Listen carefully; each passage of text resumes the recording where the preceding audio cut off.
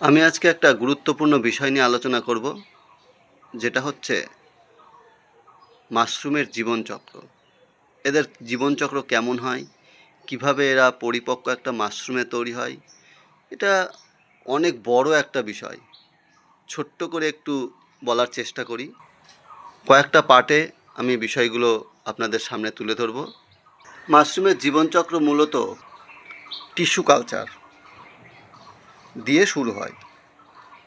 তারপর পুরো সিলিন্ডারে mycelium growth, অর্থাৎ তাদের মধ্যে একটা নেটওয়ার্ক তৈরি করা, যে নেটওয়ার্কের মাধ্যমে সিলিন্ডারের যত পরিমাণে গমের ভুসি বা খড় বা বিচুলি আপনি যেটাই দেন, সেইগুলোকে একটা নেটওয়ার্কের মধ্যে নিয়ে আসা, নিয়ে এসে পুরো সিলিন্ডারকে মাইসেলিয়াম পূর্ণ করে দেওয়া এবং পিনহেড তৈরি করে ধীরে ধীরে স্টেপ বাই স্টেপ, প্রথমে এই রকম ছোট, তারপরে এই রকম,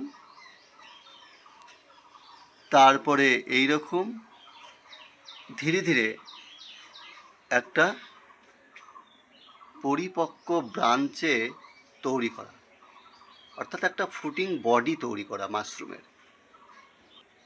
তারপরে সেই মাশরুমটা আমাদের তুলে নিয়ে